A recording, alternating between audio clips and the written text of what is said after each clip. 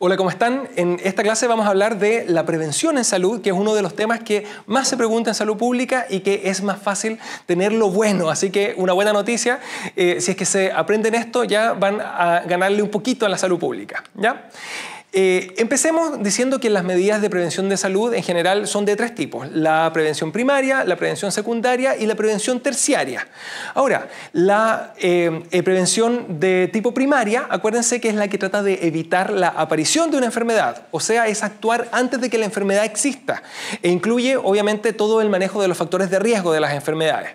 Por regla general se divide en tres tipos de intervenciones: las intervenciones de promoción de la salud, las intervenciones de protección de la salud y las intervenciones de tipo prevención específica, ¿ya? Y como para que esto quede bien claro, la promoción de la salud es enseñarle a la población en general que tenga hábitos de vida saludables, ejemplo, que haga deporte, que coma sano, que no fume, que no consuma ni alcohol ni drogas, etcétera, que se cuide, ¿ya? Las medidas de protección de la salud, en cambio, es intervenir el ambiente. Dígase, el tener un sistema de alcantarillado que sea bueno, de recolección de basura que sea bueno, agua potable, que las calles estén bien señalizadas, que sean seguras, etcétera, ¿ya? Y finalmente, todas las medidas de prevención específica son las relacionadas con una enfermedad en específico. Como ejemplo, las vacunas, el fluorar el agua, por ejemplo, como para evitar que salgan caries en los dientes, etcétera, ¿ya? Ahora, las medidas de prevención secundaria son las que tienen relación con las pruebas de screening, con las pruebas de tamizaje, ¿cierto? Que lo que buscan acá es tener un diagnóstico que sea muy precoz, de manera de lograr un tratamiento oportuno antes de que haya más daño, antes de que sea incurable, por ejemplo, en el caso de un cáncer. Y finalmente, en el caso de las medidas de prevención terciaria, acuérdense que estas son cuando la enfermedad ya está establecida, cuando ya tiene síntomas como incluso, y buscan curar la enfermedad y el evitar que haya más daño, o sea, el evitar que haya recurrencias de la enfermedad, que haya complicaciones de la enfermedad, que deje secuelas, y también incluye la rehabilitación de las secuelas, por si acaso. Ahora, esto es súper importante: mientras yo antes actúe mejor, sale más barato y es más eficaz, en el sentido en que las intervenciones de prevención primaria tienen un impacto mucho mayor y con mucho menos recursos que las de prevención terciaria, por ejemplo. Ahora, algo importantísimo que hay que saber como para poder diferenciarlo, tiene que ver con si es que la enfermedad ya está presente o no en cada una de ellas y si los síntomas ya están presentes o no. Y en el caso de las medidas de prevención primaria, yo actúo antes de que exista la enfermedad y obviamente antes de que existan los síntomas, ¿ya? Así que el paciente está, insisto, totalmente sano. En el caso de la prevención secundaria, en cambio, en este caso ya hay una enfermedad, pero totalmente asintomática, y justamente lo que yo hago es un screening buscando a los pacientes que están con esta enfermedad en las etapas iniciales. Y finalmente, en la prevención terciaria, ¿cierto? Acuérdense que acá el paciente ya tiene síntomas, está enfermo, ¿cierto? Así que lo más probable es que ya él vaya y consulte espontáneamente en el sistema de salud. Ahora, ¿cómo se llama cuando estoy al revés? En el sentido en que no hay enfermedad, pero sí hay síntomas y yo sí creo que estoy enfermo. Bueno, eso se llaman los trastornos somatomorfos, ¿cierto? Y el evitarlos, que son algunas medidas de salud mental, ¿cierto? En ese caso se llaman las medidas de prevención cuaternaria, aunque en estricto rigor son medidas de prevención primaria también, en el sentido en que evitan el desarrollo de una enfermedad mental. Ahora, vamos con algunos ejemplos como para que se puedan como ir eligiendo, en el sentido en que la forma en que se pregunta es esta justamente. Van y me preguntan, por ejemplo, la ley que obliga al uso de una silla en el caso de los niños cuando van en auto, ¿ya? En este caso lo que yo hago es evitar que haya una enfermedad, así que sería una medida de prevención primaria, que quede bien claro. En el caso de la TSH y la fenilcetonuria neonatal, que se mide aquí en Chile por ley en el fondo en todos los recién nacidos, en ese caso sería un screening, así que es una medida de prevención secundaria, ¿ya? En el caso de la vitamina K neonatal, que se le inyecta igualmente a todos los recién nacidos como para evitar la enfermedad de hemorragípara del recién nacido, en ese caso se está evitando una enfermedad antes de que ocurra, ¿cierto? Así que es prevención primaria. En el caso de hacerle un examen de PCR a alguna persona que está totalmente asintomática, pero que es contacto de un paciente COVID, en ese caso, fíjense, no tiene ningún síntoma, porque es solamente un contacto, ¿cierto? Pero ya tendría la enfermedad. Así que, nuevamente, lo que estoy haciendo es un screening y sería una medida de prevención secundaria. ¿Ya? Si se fijan, no siempre es tan fácil, pero ayuda mucho el ver si ya está enfermo o no. ¿Ya? El darle los corticoides a un paciente con COVID, por regla general, se le dan los corticoides cuando ya está en una etapa más grave, ¿cierto? Así que es parte del tratamiento cuando ya hay síntomas, así que es una medida de prevención terciaria. ¿Ya? La mascarilla en el caso del COVID-19 obviamente evita que la persona se contagie, así que es prevención primaria.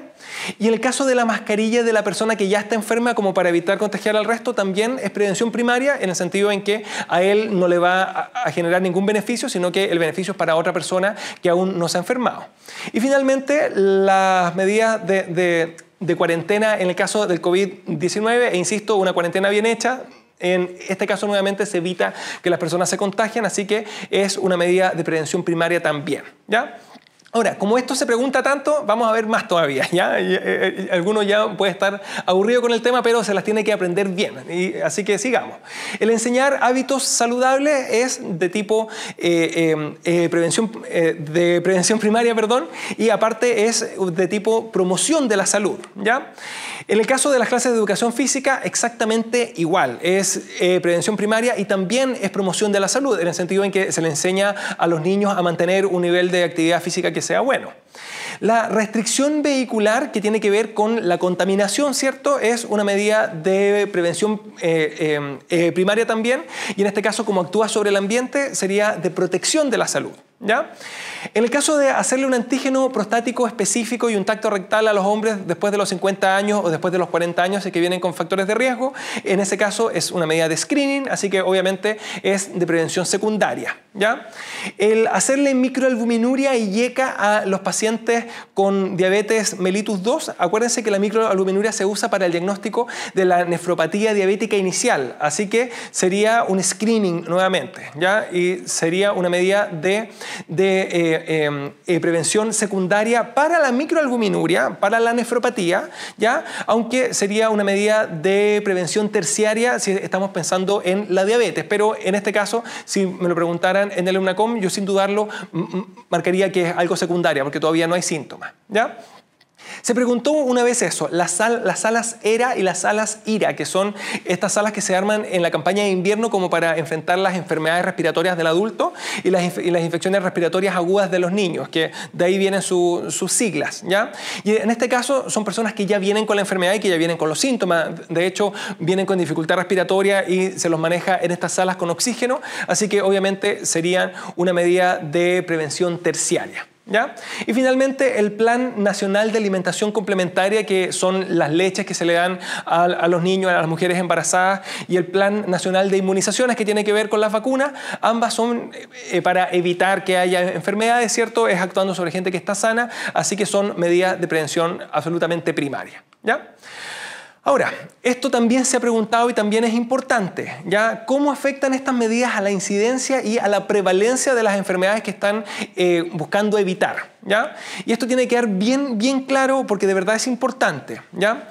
En el caso de las medidas de prevención de tipo primaria, como lo que hacen es evitar que la enfermedad ocurra, disminuyen la incidencia, ¿ya? O sea, disminuyen los casos nuevos.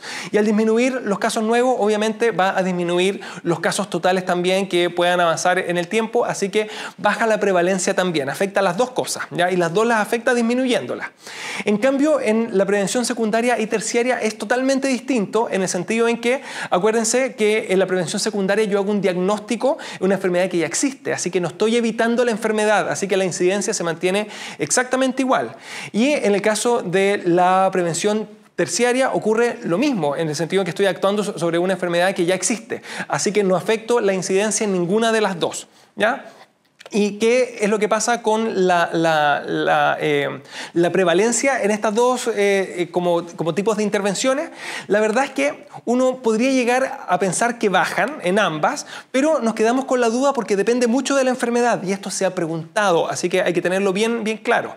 Ejemplo, si yo estoy hablando de la sífilis, por ejemplo, en ese caso como es una enfermedad que se puede curar, yo al diagnosticarla oportunamente y tratarla o al tratarla derechamente cuando ya está con síntomas, yo voy a disminuir su prevalencia. Pero en cambio en el VIH, que es una enfermedad que es absolutamente incurable, ¿ya? En ese caso lo que yo voy a hacer en cambio es aumentar su prevalencia, en el sentido en que ya nadie se muere de VIH, así que los casos totales, que son los medidos en la prevalencia, ¿cierto?, van aumentando con el tiempo, ¿ya? Así que quede eso bien claro, ¿ya?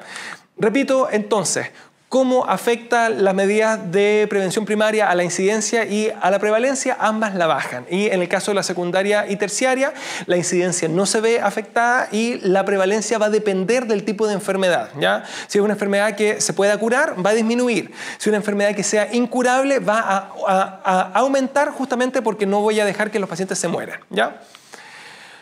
Y bueno, eso fue ya un poquito más pesado y además con puras como la prevalencia primaria, la prevención, la protección de la salud, la promoción, la prevención específica y puras palabras que a mí me cuesta decir porque soy tartamudo, así que muchas gracias por la paciencia, ¿ya? Que estén muy bien.